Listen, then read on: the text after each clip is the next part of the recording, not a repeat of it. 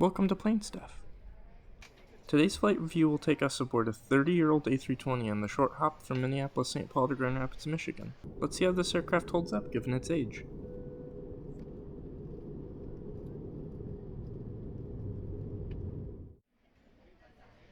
Welcome to Minneapolis-St. Paul. We just flew from LAX aboard this brand new Delta A321neo, which you can check out in my previous review here. We are currently in Concourse G of Terminal 1. Minneapolis-St. Paul is a relatively large airport with 131 gates, despite that it only has 2 terminals. Terminal 1 is the larger of the two, with 117 gates, and is split into 7 different concourses. Delta dominates Terminal 1, occupying 6 of these concourses, leaving mainly just Concourse E to be split between the other major carriers like United, American, Alaskan, and Spirit. Terminal 2 is much smaller, with 14 gates, and serves a few budget carriers.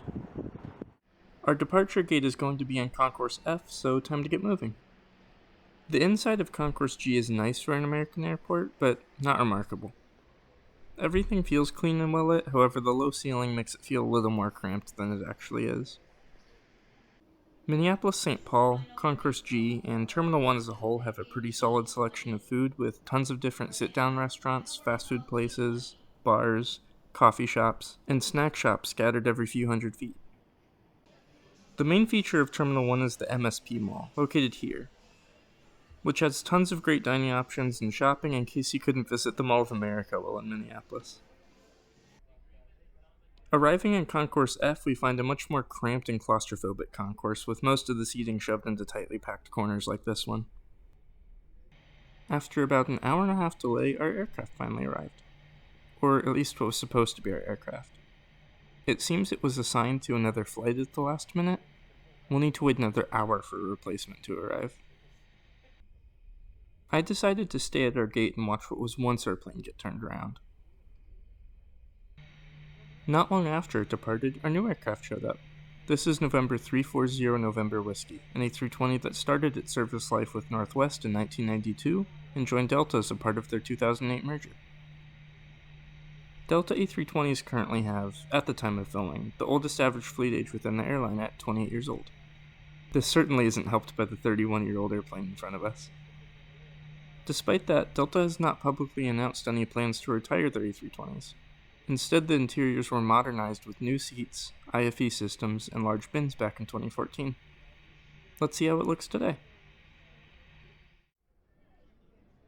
Time to start boarding. Boarding is split into 10 groups, first boarding premium cabins and elite status holders, then moving into the main cabin, which makes up the last 4 groups. Our group will be Main 1. And let's continue to close this lane for boarding at main cabin 1.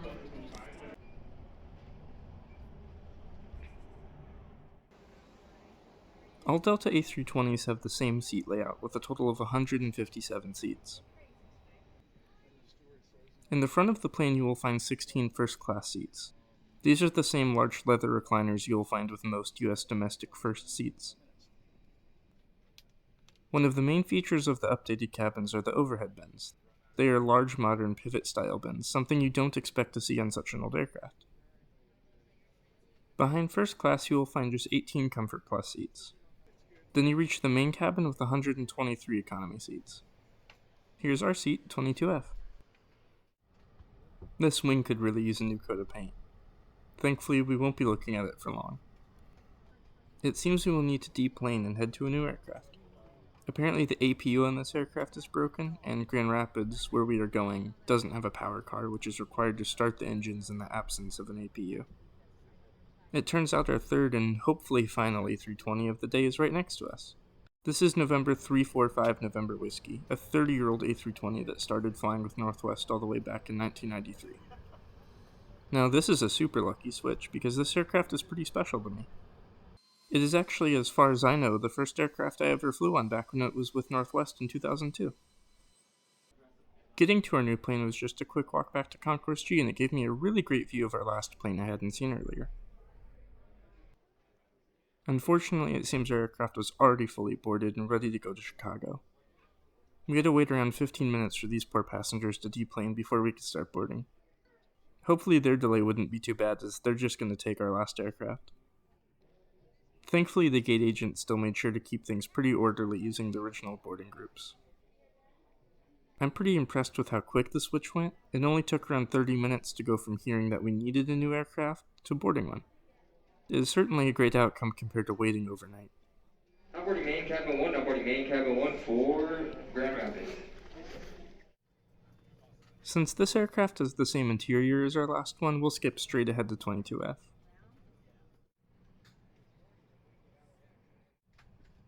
Well, time to check out the seat. On the seat back, you will find your in-flight entertainment screen. This one's a bit smaller than what you'd find on Delta's newer aircraft, however, it's still better than what you'll find on most A320s. The bottom of the screen features a USB port and a headphone jack. Below the screen, you'll also find a full-size tray table. Legroom is a little tight, there isn't even room for a water bottle in the seatback pocket. The seatback pocket itself is pretty big and fully enclosed.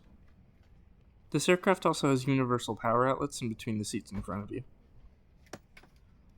Overhead, you will find your standard air vents, reading lights, and call buttons on this weird pod. Definitely the standout feature of this interior, mainly for its uniqueness alone. Prohibits tampering with, disabling, or destroying restroom smoke detectors.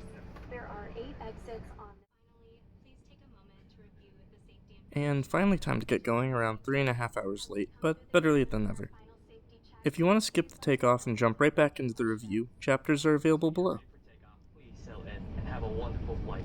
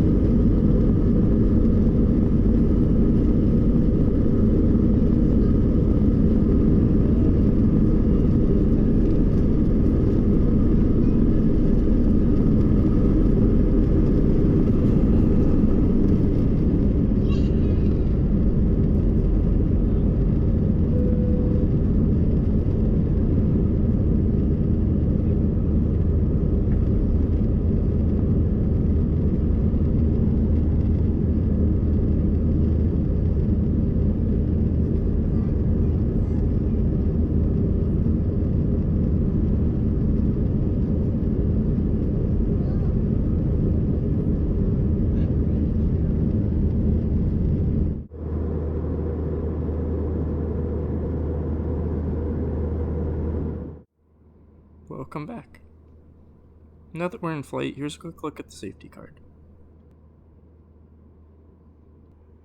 And as I said earlier, this screen is a little smaller and lower quality than what you'd find on a brand new aircraft like the A321neo, but it's still good enough. There was a very large selection of movies on offer, so most people should find something to watch without any problem. The selection of shows is a little limited, but still not bad. You can also find live TV, music, games, and a kids section. As you can see, the screen is also perfectly responsive. You'll also find this cool screen giving some basic info about the aircraft. The flight map, despite its age, still has a great UI and a wide variety of viewing options, including where I spent this entire flight, the heads-up display. Unlike the IFE, the Wi-Fi on this aircraft is the best of the best. Delta is rolling out free Wi-Fi for SkyMiles members in all of its domestic aircraft. You can tell if your aircraft has this Wi-Fi by looking for this blue sticker as you board.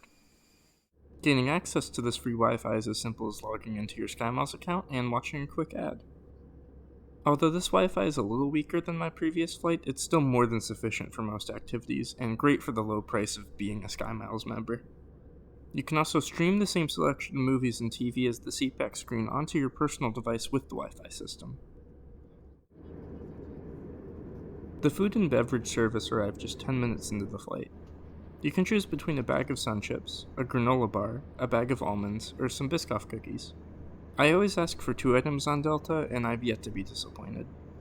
Due to the length of this flight, however, this very cute water bottle was the only drink offered.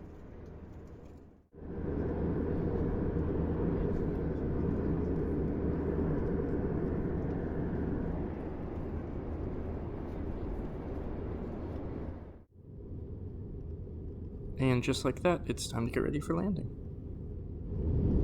Ladies and gentlemen, we have been cleared for landing. At this time, please make sure you bring your seat backs forward, stow tray tables, and check the steering.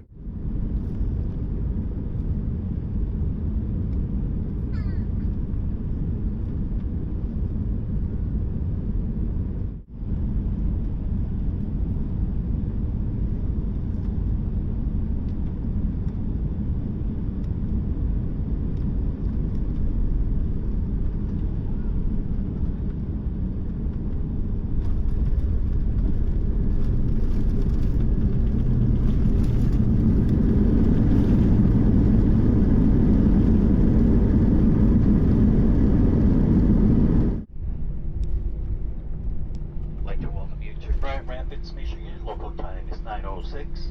We sincerely apologize for our late arrival and we look forward to better serving you on a future Delta flight.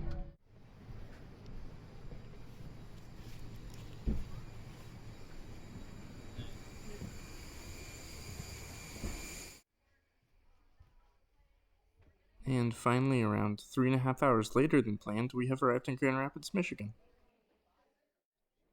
Much like most of Delta's fleet, Delta A320s are still a great pick for travel, with large modern overhead bins as well as a good IFE system, chargers, and comfy seats. The real lack of contrast between the nearly brand new A321 from my last video and this ancient A320 is striking to me, and really highlights what is, in my opinion, Delta's strongest feature: their consistency. Aboard a Delta aircraft from the 717 to the A350, you won't find much variation between the seats, with only minor differences in the quality and size of seatback screens and a little variation in legroom.